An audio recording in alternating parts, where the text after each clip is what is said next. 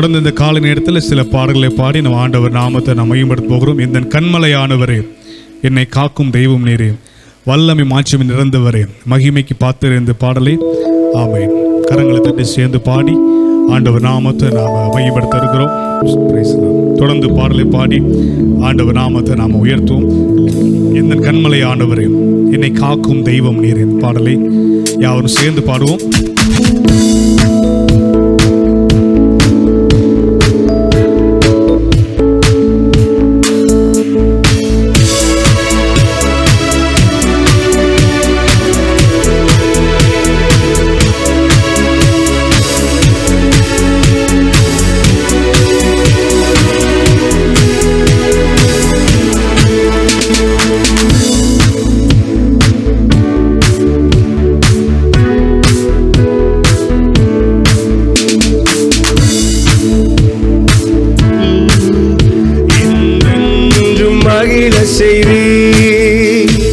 தூயவரே என் துணையாளரே, துதிக்கு பாத்திரரே. தூயவரே என் துணையாளரே, துதிக்கு பாத்திரரே. ஆராதனை உமக்கே, ஆராதனை உமக்கே, ஆராதனை உமக்கே, ஆராதனை உமக்கே, ஆராதனை உமக்கே, ஆராதனை உமக்கே, ஆராதனை உமக்கே, ஆராதனை உமக்கே. எந்தன் கண்மலையானவரே, என்னை காக்கும் தெய்வம் நீரே. எந்தன் கண்மலையானவரே, என்னை காக்கும் தெய்வம் நீரே. வல்லமை மாட்சிமை நிறைந்தவரே, மகிமைக்கு பாத்திரரே. வல்லமை மாட்சிமை நிறைந்தவரே, மகிமைக்கு பாத்திரரே. ஆராதனை உமக்கே, ஆராதனை உமக்கே, ஆராதனை உமக்கே, ஆராதனை. இந்த பலவீன நேரங்களில் உன் கிருபை தந்தீரையா. இந்த பலவீன நேரங்களில் உன் கிருபை தந்தீரையா. இயேசு ராஜா என் பலனானி, எனக்கும் பயமில்லை. இயேசு ராஜா என் பலனானி, எனக்கும் பயமில்லை. ஆராதனை உமக்கே, ஆராதனை உமக்கே, ஆராதனை உமக்கே, ஆராதனை உமக்கே, ஆராதனை உமக்கே, ஆராதனை உமக்கே, ஆராதனை உமக்கே, ஆராதனை உமக்கே. இந்த உயிருள்ள நாட்களெல்லாம் உம்மை புகழ்ந்து பாடிடுவேன். இந்த உயிருள்ள நாட்களெல்லாம் உம்மை புகழ்ந்து பாடிடுவேன். செய்த நன்மைகளை என்னே துதித்திடுவேன். இயேசு ராஜா நீ செய்த நன்மைகளை என்னே துதித்திடுவேன். ஆராதனை உமக்கே, ஆராதனை உமக்கே, ஆராதனை உமக்கே,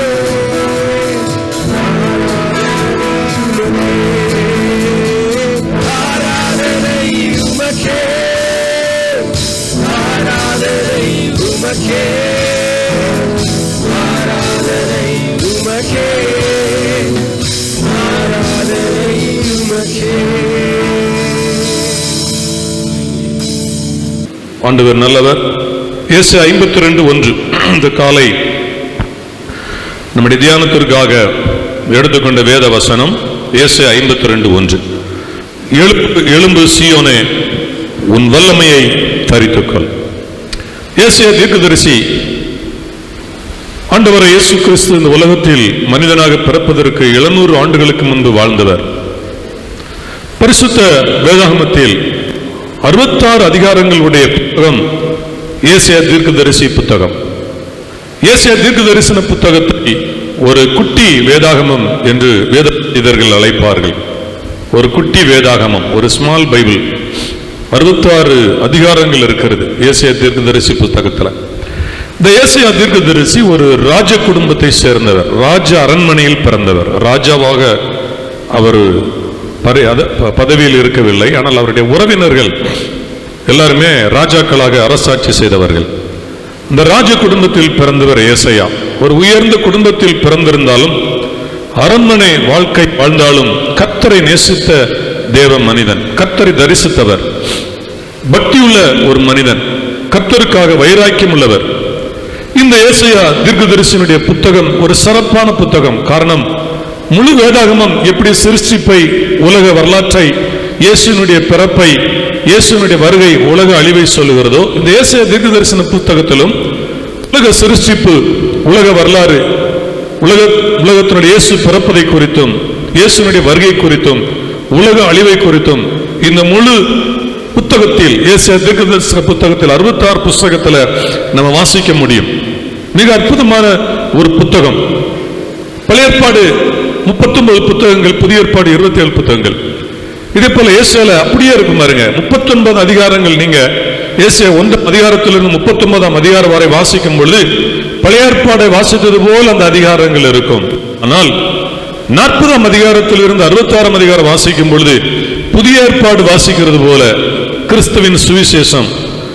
ஏசாயா 40:1 ஆரம்பிக்கும் பொழுது, என் ஜனங்களை ஆற்றுங்கள் தேற்றுங்கள் என்று அந்த வசனம் ஆரம்பிக்கும். அந்த 40 முதல் 66 வரைக்கும் நீங்க வாசிக்கும் பொழுது வாக்குத்தத்த வசனங்கள், ஆறுதல் வசனங்கள் எல்லாம் அந்த 27 அதிகாரங்கள் இருக்கும். ஆனா 39 அதிகாரத்தில் நீங்க வாசிக்கும் பொழுது சாபம், தண்டனை, அழிவு என்றெல்லாம் அந்த 39 அதிகாரங்கள்ல அங்கே வரும். 1லிருந்து 39 அதிகாரங்கள் வரைக்கும் ஒரு அற்புதமான புத்தகம். இந்த ஏசாயா தீர்க்கதரிசி தான் என்ன சொல்லுகிறார்? ஒரு தீர்க்க தரிசனமாக என்ன சொல்லுகிறார்? எழும்பு எழும்பு சீயோனே, உன் வல்லமை தரித்துக்கொள். காரணம், இந்த ஏசாயா தீர்க்கதரிசி கர்த்தர் அவருக்கு ஒரு தரிசனத்தை கொடுக்கிறார். அதை அவர் தீர்க்க தரிசனமாக சொல்லுகிறார். என்ன தரிசனத்தை கொடுக்கிறார் என்று சொன்னால், தேவ ஜனங்களை அசிரியர்களும் பாபிலோனியர்களும் சிறைப்பிடிக்க வருகிறார்கள். தேவ ஜனங்கள் சிறைப்பட்டு போக இருக்கிறார்கள். நீங்கள் சிறையிருப்புக்குள் போக போகிறீங்க, நீங்க சாபத்திற்குள் போக போறீங்க, நீங்கள் தண்டனைக்குள் போக இருக்கிறீங்க. அதனால் அதற்குள் போகாமல் இருப்பதற்காக நீங்கள் தேவ வல்லமை பெற்றுக் கொள்ளுங்க. தேவனுடைய வல்லமை உங்களுக்குள் இருந்தால் எந்த மனிதனும் உங்களை சிறைப்படுத்த முடியாது. எந்த சக்தியும் எந்த ராஜ்யமும் உங்களை நெருங்க முடியாது. அங்கே சொல்லுகிறார், விருத்த சேதனம் இல்லாதவனும் அசுத்தனும் இனி உன்னிடத்தில் வருவதில்லை என்று அவர் சொல்கிறார். இப்படி தீர்க்க தரிசனமாக அவர் சொல்கிறார். பிரியமான தேவ பிள்ளைகளே, தேவனுடைய வல்லமை உங்களுக்குள் இருந்தால் எந்த சத்துருவும் உங்களை தொட முடியாது. ஆமென் சொல்லுங்க. ஹல்லேலூயா. எந்த பில்லிசூனியம் தொட முடியாது, எந்த செய்வனை தொட முடியாது. உலகத்தில் எந்த தீமையான சக்தி உங்களையோ உங்கள் குடும்பத்தையோ தொட முடியாது, சபையை தொட முடியாது. சபை தேவ வல்லமையால் நிறைந்திருக்க வேண்டும். ஆமென். ஹல்லேலூயா, ஹல்லேலூயா. மார்ட்டின் லூத்தரை பிடிப்பதற்கு பெரிய போர்ப்படை வந்ததாம், பெரிய போர்ப்படை. மார்ட்டின் லூத்தர் அவர் ஒரு இடத்தில் இருந்த பொழுது திரளான போர் வீரர்கள் அவரை சுற்றிலும் இருப்பதாக இந்த போர் வீரர்கள் பார்த்து பின்னிட்டு ராஜாவினிடத்தில் போய் சொன்னார்களா, மார்ட்டின் லூத்தரை பிடிக்க முடியாது, அவரோடு இருக்கிறவர்கள் பெரிய போர்ப்படை. உடனே அப்புறம் மார்ட்டின் லூத்தர்கிட்ட பெரிய யுத்த படை இருக்கிறது என்று சொல்லி ராஜாவை நம்பினான். பின் நாட்களில் ராஜ்யத்தில் இருந்த ஒரு போர் வீரன் ரட்சிக்கப்பட்டான், மனம் திரும்பினான். அவன் மார்ட்டின் லூத்தர் போய் போதனை கேட்டான். ஒரு நாள் மார்ட்டின் லூத்தரை பார்த்து, ஐயா அவங்கள்ட்ட ஒரு சந்தேகம், நான் முன்னால் ஒரு யுத்த வீரனா இருந்தேன், உங்களை பிடிப்பதற்கு ராஜா எங்களை அனுப்பியிருந்தார், உங்களை பிடிக்க வந்த பொழுது நிறைய போர் வீரர்கள் உங்களை சுற்றி இருந்தாங்க. அவங்க ஆயுதங்கள் எல்லாம் பயங்கரமா வச்சிருந்தாங்க. பெரிய ஆட்களாக நாங்க பார்த்தோம், பயந்து நாங்க ஓடிட்டோம். யார் அவங்க? இப்ப எங்க இருக்காங்க? இந்த காட்டுக்குள்ள இருக்காங்களா? உங்களை பாதுகாக்க மார்ட்டின் லூதர் சரித்தாராம், என்னை காக்கிற போர் வீரர்கள் பரலோகத்திலிருந்து எனக்காக அனுப்பப்பட்டவர்கள்.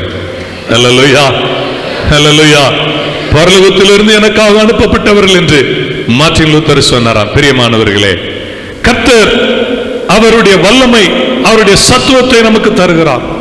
அவருடைய மகிமின் வல்லமை, இந்த உலகத்தினுடைய எந்த சக்தியும் எதிர்க்க முடியாத சக்தி. அப்போஸ்தலனாகிய பவுல் 2 கொரிந்தியர் 4:7 இதை குறித்து சொல்லும் பொழுது, இந்த மகத்துவமுள்ள வல்லமை எங்களால் உண்டாயிராமல் தேவனால் உண்டாயிருக்கிறது என்று விளங்கும்படி இந்த பொக்கிஷத்தை மண்பாண்டங்களில் பெற்று இருக்கிறோம். நாங்கள் பலவீனம் உள்ளவர்கள், நாங்கள் சாதாரணமான மனிதர்கள். பேதுரு யோவானோ நசரேயனாகிய இயேசு நாமத்தில் எழுந்து நட என்று சொன்ன பொழுது தேவ வல்லமை அங்கு வெளிப்பட்டது. பிறகு சப்பானி எழும்பி நடந்தான், அற்புதங்கள் நடப்பட்டு. நல்ல கவனிங்க, ஸ்தோத்திரம். பேதுருவின் நிழல் பட்டு வியாதியஸ்தர்கள் சுகமானார்கள். அவன் நிழல்ல ஒரு வல்லம் இருந்தது. Praise the Lord. ஜெபத்துல வல்லம் இருந்தது. அவர்கள் துணிகள்ல வல்லம் இருந்தது. அவங்க போட்டிருந்த டிரஸ், அவங்க கர்ச்சீப் எடுத்து வியாதியஸ்தர்கள் மேல் போட்ட பொழுது சுகமானார்கள். தேவ வல்லமை, பரிசுத்த ஆவியுடைய வல்லமை, அப்படிப்பட்ட வல்லமை தான் ஏசாயா சொல்கிறார். எழும்பு, எழும்பு சீயோனே, உன் வல்லமை நீ தரித்துக்கொள், உன் வல்லமை தரித்துக்கொள். காரணம் என்ன? உன்னை பிடிப்பதற்கு, கட்டுவதற்கு, உன்னை அழிப்பதற்கு, உன்னை சாபத்திற்குள்ளாக்க, உன்னை வேதனைப்படுத்த ஒரு சக்தி வருகிறது. ஆனால் அந்த சக்தியின் இடத்தில் நான் உன்னை ஒப்புக் கொடுப்பதில்லை. எப்படி? என்னுடைய வல்லமை தருகிறேன், நீ அதை பெற்றுக்கொள். என்னுடைய வல்லமை நீ தரித்துக்கொள். அந்த வசனம் அழகாக சொல்கிறது. பெற்றுக்கொள், தரித்துக்கொள் என்றால் வல்லமை எப்பொழுது நம்மோடு இருக்கணும், நமக்குள் இருக்க வேண்டும். பரிசுத்தாவினர் என்றென்றைக்கும் நம்மோடு கூட இருக்கும்படியான சக்தி ஆவியானவர். ஆமென் சொல்லுங்க. அல்லேலூயா, அல்லேலூயா, ஆமென், ஸ்தோத்திரம். இது கிறிஸ்துவின் ஆவி. ரோமர் 8 சொல்லும்போது கிறிஸ்துவின் ஆவி உங்களில் வாசமாயிருந்தால், எப்படி கிறிஸ்து மரித்தோரிலிருந்து உயிரோடு எழும்பினாரோ, உங்களில் வாசமா இருக்கிற ஆவியானவரும் சாவுக்கு எதுவான உங்கள் சரீரங்களை உயிர்ப்பிப்பார். ஆமென், உங்களை உயிர்ப்பிப்பார். நீங்கள் ஜீவன் பெறுவீர்கள், நீங்கள் ஜீவன் பெறுவீர்கள். உயிர்ப்பிப்பார் என்றால் ஆத்மாவிலும் சரீரத்திலும், ஆத்மாவிலும் சரீரத்திலும் அற்புதம். இயேசு அவருடைய அற்புதம், அவருடைய வல்லமை நம்ம ஆவியிலும் அனுபவிக்கிறோம், சரீரத்திலும் அனுபவிக்கிறோம், ஆத்மாவிலும் அனுபவிக்கிறோம், உள்ளத்துக்கு அனுபவிக்கிறோம். அந்த வல்லமை, அந்த சக்தி, தைரியம் வருகிறது, உற்சாகம் வருகிறது.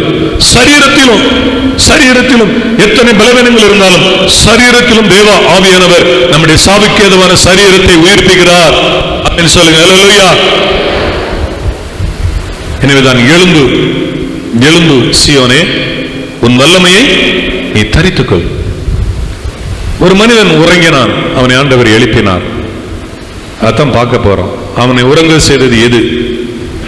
எந்த ஆவி அவனை உறங்க செய்தது? நம்ம எல்லாருக்கும் தெரிந்த ஒரு மனிதன் தான். சூரிய செடியின் கீழ் படுத்து உறங்கினான். 1 ராஜாக்கள் 19:5, 19:7 2 வசனங்களை பார்க்க. எலியா சோர்ந்து போய், ஆண்டவரே, என் பிதாக்களை பார்க்கிலும் நான் நல்லவன் அல்ல என்று ஒரு சூரிய செடியின் கீழ் படுத்துக் கொண்டான். ஆண்டவர் அவனை எழுப்புகிறார். பிரியமான தேவ பிள்ளைகளே, ஆண்டவர் நம்மை எப்போதும் எழுப்ப விரும்புகிறார், நம்மை ஊக்கப்படுத்துகிறார், நம்மை தைரியம் உள்ளவர்களாக்கிறார். நம்ம சோர்ந்து போய் இருக்க ஆண்டவர் அனுமதி. ஆண்டவர் நல்லவர். எலியாவை கர்த்தர் எழுப்புகிறார். அவன் திரும்ப படுத்துக்கிறான். முதலாவது அவனுக்கு கிடைச்சது அப்போ சாப்பிட்டு படுத்துக்கிறான். திரும்ப அவனை 2வது முறை தூதன் தட்டி எழுப்புகிறான். எலியாவை, எழும்பு, நீ எழுந்துரு, எழும்பு, நீ பெற்று இருக்கிற அபிஷேகம் அது வல்லமையானது, ஏன் பயப்படுற? ஆனா எலியா பயப்படுறான். எலியாவை மாதிரி ஒரு தைரியமான மனுஷன் பழைய ஏற்பாடுல கிடையாது. பழைய ஏற்பாடுல இயேசு இல்லாம ஒரு தைரியமான மனிதன்னா பழைய ஏற்பாடுல எலியாவை சொல்லலாம், ஒரு தைரியமான மனுஷன். அதே மாதிரி மனுஷன் சொல்லலாம். பழைய ஏற்பாடுல எலியா, புதிய ஏற்பாடுல யோவான் ஸ்நானகன். ஏன்னா எலியாவுடைய ஆவி யோவான் ஸ்நானகனுக்கு உண்டு என்று யோவான் ஸ்நானகனை குறித்து சொல்லப்பட்டது. அவன் பிறப்பதற்கு முன்பதாகவே அவன் எலியாவின் ஆவியும் பலமும் உள்ளவனாயிருப்பான். அவன் பழைய ஏற்பாடுல எலியா புதிய ஏற்பாட்டில் யோவான் ஸ்நானகன், ரெண்டு பேருமே அவ்வளவு தைரியமானவர்கள், ரொம்ப எதுக்குமே அவர்கள் துணிச்சலானவர்கள், பயப்பட மாட்டாங்க. அப்படிப்பட்ட ஒரு எலியா பயந்து போய் சோர்ந்து போய் அவன் சூரியச்செடியின் கீழ் அவன் படுத்து கிடக்கிறான். ஆண்டவர் அவனை எழுப்புகிறார். கவனிக்கணும், அவனை படுக்க வைத்த ஆவி எது? அதுதான் இன்னைக்கு நம்ம தியானம். நம்ம ஏன் எழும்பணும்?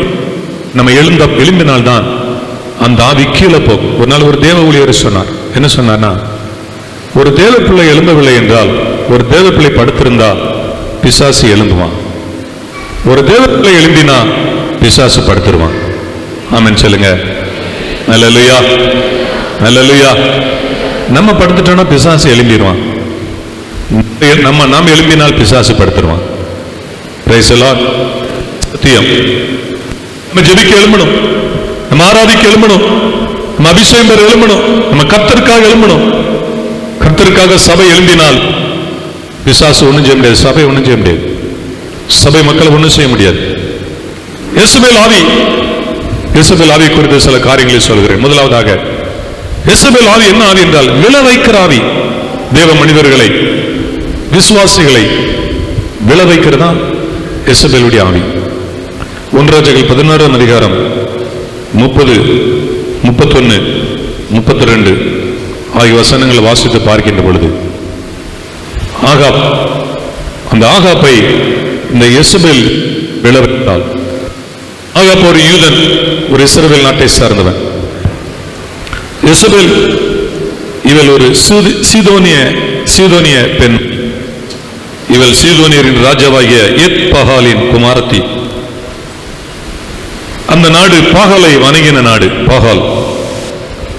பாகால் தெய்வ வணக்கம் உள்ள ஒரு நாடு. அப்படிப்பட்ட நாட்டில் இருந்த ஒரு பெண்ணை ஆகாப் திருமணம் செய்தான். ஆகாப் திருமணம் செய்த உடனே இந்த பெண் என்ன செய்தால், யேசுபேல் ஆகாபை பாகாலை வணங்க அவனை திசை திருப்பினாள். அவனை விழ வச்சிட்டான், அவனை கீழே விழ வைத்தாள். அவன் போய் பாகாலை சேவித்து அதை பணிந்து கொண்டு, அடுத்த வசனத்தில் வாசிக்கிறோம் 32, தான் சமாரியாவிலே கட்டின பாகாலின் கோவிலில் பாகாலுக்கு பலிபீடத்தை எடுவித்தான். பாகாலுக்கு ஒரு கோயிலை கட்டினான் இந்த ஆகாப். காரணம் யேசுபேல் ஆவி. பாகால் என்று சொன்னால் விவசாய கடவுள், செழிப்பின் கடவுள். அந்த நாட்களில் பாகாலை ஒவ்வொரு காலகட்டத்திலும் ஒவ்வொரு கடவுளை மக்கள் பார்க்கிறாங்க. உலகம் அப்படிதான். மோனோதியசம் என்பது பல கடவுள் கொள்கை. மக்கள் எப்போதுமே என்ன அப்படின்னா, எங்க இந்த சாமி ஒருத்தருடைய ஒரு விளம்பரம் வந்து, இந்த சாமி வீரியம் உள்ள சாமினா உடனே அந்த பக்கம் எல்லாரும் செஞ்சிருவாங்க, அந்த சாமியை தேடி போயிடுவாங்க. அடுத்த இன்னொரு சாமி வீரியம் ஆயிட்டு அங்க போயிடுவாங்க. இப்படி சாமிக்கு சண்டை வந்துடும். அப்படிதான் உலக மக்கள். நம்ம இந்தியா மட்டுமல்ல, உலகத்தில் இருக்கிற எல்லா நாடுகள் அப்படிதான். வரலாறு கடவுளை குறித்த வரலாற்றை வாசித்து பார்க்கும் பொழுது பல கடவுள்கள் ரொம்ப ஹையா உலகத்தில் உயர்ந்தவைகளாக போற்றப்பட்டு இருந்திருக்கிறது. அப்படி அதுல பாகால், ஒரு காலத்தில் பாகால் என்றால் அந்த பாகால் தெய்வத்தை நிறைய பேர் வணங்க ஆரம்பிச்சாங்க. காரணம், பாகால் என்றால் செழிப்பு. அந்த கடவுளை வணங்கினால் என்ன வருமா? செழிப்பு வரும். அப்ப இன்னைக்கு சொல்லப்படுகிறதுல நிறைய, நீங்க இந்த இதை செஞ்சா உங்களுக்கு செழிப்பு வரும், உங்க வீட்டுக்கு யோகம் வரும், ஸ்தோத்திரம். கடவுளை தான் வணங்க, கடைசியில என்னத்தை கொண்டு வீட்டில் தொங்க விட்டுருவான், மிருகத்தையும் சொல்லிடுறான், என்னை பார் யோகம் வரும், என்னை பார் யோகம் வரும்னு. எதை கொண்டு தொங்க விட்டுருக்கான்? கழுதையை தொங்க விட்டுருக்கான். வீட்டில் கழுதை தொங்குது, கழுதை படம் தொங்குது, அதை பார்த்தா யோகம் வருமா? காலையிலே கழுதை முகத்தில் விழிக்கிறது. ஒவ்வொரு காலகட்டத்திலும் மனிதர்கள் திசை திருப்பப்படுகிறார்கள். இது யேசுபேல் ஸ்பிரிட், யேசுபேல் ஆவி. அப்படிதான் மக்களை ஒவ்வொரு காலகட்டத்திலும் ஒவ்வொரு விதமாக, நான் ரிலிஜியஸ் சமயங்களை குறித்து பாடங்கள் எடுக்கும் பொழுது சொல்வேன், ஒவ்வொரு மாசம் பாருங்களேன், அவங்க ஒவ்வொரு மாசமும் ஒவ்வொரு விதமாக ஒவ்வொரு மாசத்துக்கும் ஒன்னு சொல்லி மக்களை என்ன சொன்னோம், கோயிலுக்கு வரவழைக்க வேண்டும் என்று ஒவ்வொரு மாதமும் ஒவ்வொன்றை சொல்கிறாங்க. ஸ்தோத்திரம். நமக்கெல்லாம் அப்படி ஒண்ணு இல்லாம நம்ம தான் தீவிரமா தேவனை தேடணும்.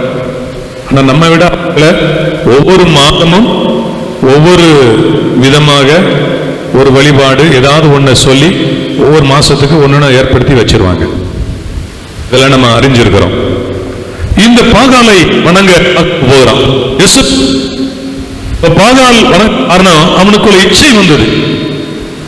அவனுக்குள்ள ஒரு இச்சை வந்தது. நான் பாகாலை வணங்கினால் என் நாடு செழிக்கும், நான் நல்லா இருப்பேன், என் குடும்பம் நல்லா இருக்கும், என் நாட்டு மக்கள் நல்லா இருப்பார்கள் என்று இச்சை அவனுக்கு வந்தது. ஏற்கனவே தேவர்களை நல்லா வச்சிருக்காரு, அவர்களை அற்புதமாக வைத்திருக்கிறார். ஆனால் அவங்களுடைய இச்சை வந்து அவன் பாகால வணங்கினதுனால என்ன நடந்தது? 3 ஆண்டுகள் பஞ்சம் வந்தது.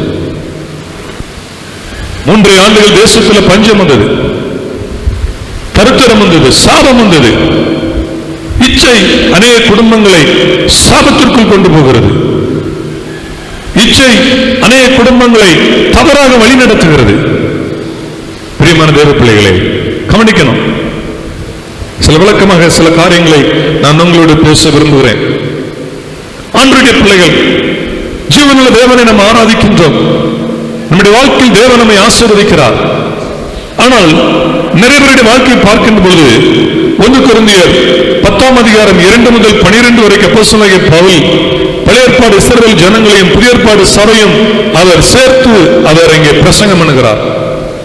பழைய ஏற்பாடு ஜனங்களை சொல்கிறார், எல்லாரும் ரட்சிக்கப்பட்டவங்க, ஞானஸ்நானம் எடுத்தவங்க. 1 கொரிந்தியர் 10:2 எல்லாரும் மோசைக்குள்ளாக மேகத்தினாலும் சமுத்திரத்தினாலும் ஞானஸ்நானம் பண்ணப்பட்டார்கள். ஒரே நேரத்தில் லட்சக்கணக்கான அந்த செங்கற்றை வந்ததை கொடுத்து அது ஞானஸ்நானம் என்று அப்போஸ்தலனாகிய பவுல் சொல்கிறார். ஒரே நேரத்தில் மொத்தமா ஞானஸ்நானம் எல்லாரும் பெற்றார்கள். அந்த ஞானஸ்நானத்தை 2 ஞானஸ்நானம் நம்ம உபதேசம் அதான், மேகத்தினாலும் சமுத்திரத்தினாலும். சமுத்திரம் என்பது தண்ணீர் முழுக்க ஞானஸ்நானம், மேகம் வந்து பரிசுத்தாவி ஞானஸ்நானம், மேகம் வந்து பரிசுத்தாவியானவர். அடுத்து சொல்லுகிறார், ஞான போஜனத்தை புசித்தார்கள். கிறிஸ்து இயேசு சொன்னார், வானத்திலிருந்து இறங்கி வந்த ஜீவப்பம் நானே. மோசே உங்களுக்கு மன்னா கொடுக்கல, அது நான் தான் வானத்திலிருந்து இறங்கி வந்த ஜீவப்பம் என்று இயேசு அதை சொன்னார். எல்லாரும் ஒரே ஞான பானத்தை, ஞான கண்களின் தண்ணீர் கண்களை மோசே அந்த கண்மலை அடிச்சான். அது கிறிஸ்துவுக்கு அடையாளம். கிறிஸ்து சிலுவையில் அடிக்கப்படுகிறார், இரத்தம் நீரும் புறப்பட்டு வருகிறது. அந்த கண்மலை கிறிஸ்து. அப்ப இயேசுவிடத்திலிருந்து நம்ம வசனத்தை நம்ம நினைச்சுக்கிறோம், வாங்கிக்கிட்டே இருக்கிறோம்.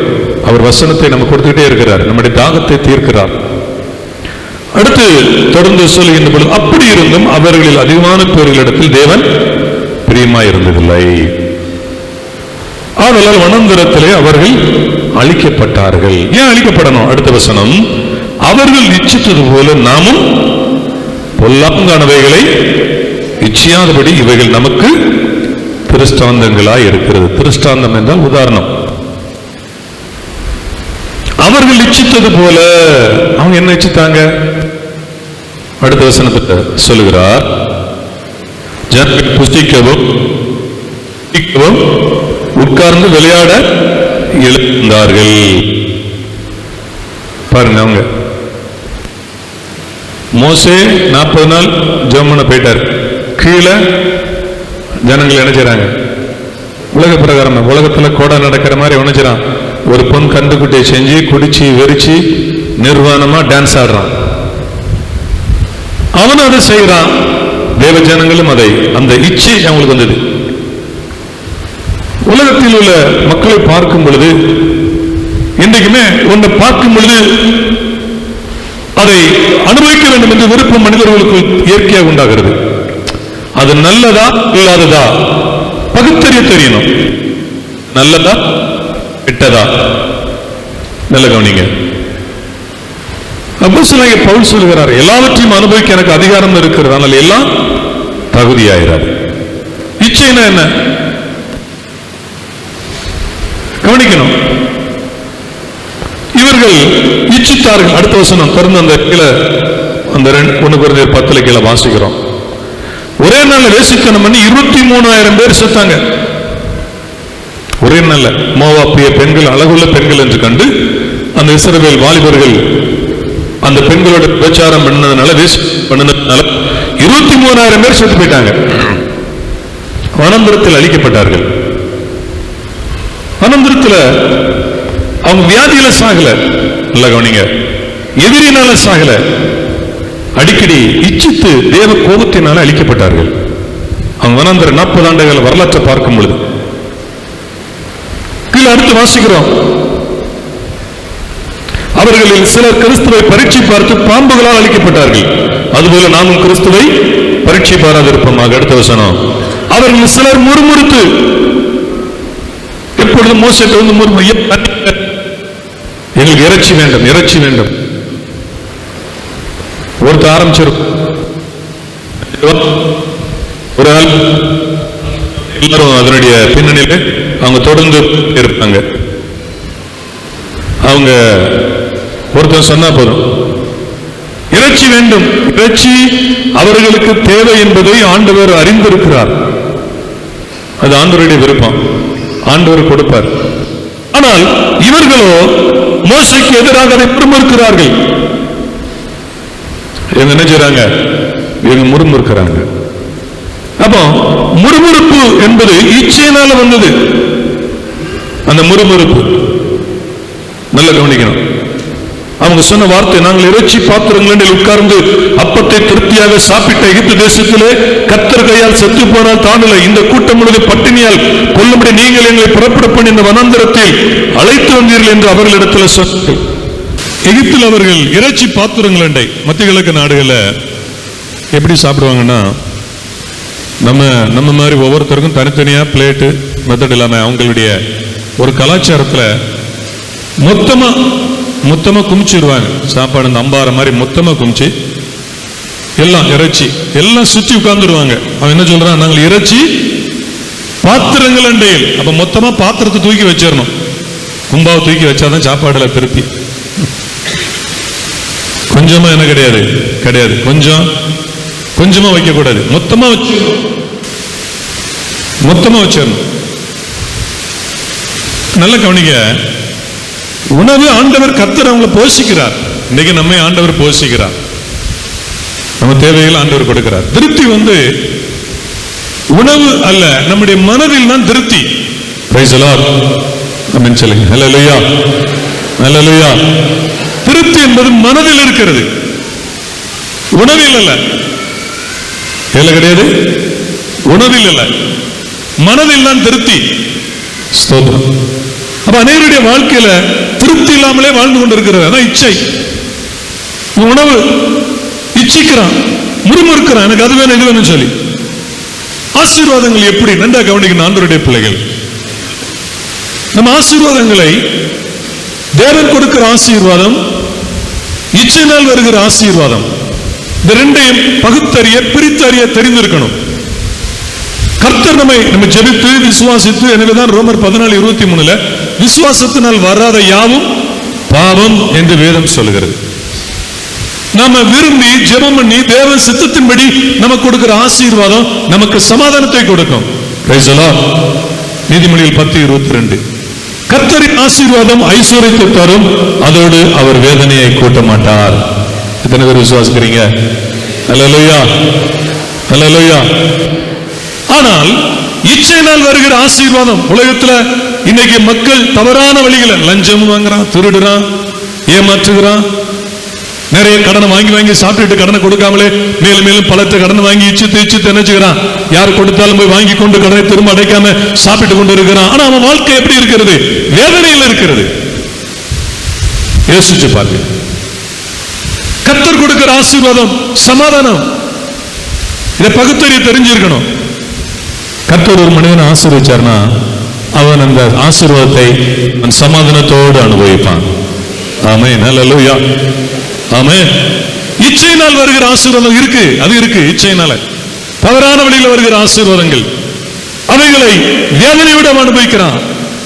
சமாதானத்தோடு இல்ல, அவன் வேதனையோடு கூட அனுபவிக்கிறான். இங்கே ஆகாப் அப்படிதான். ஆகாப்பை அந்த இச்சையில எசபேல் விழ வைத்தாள்.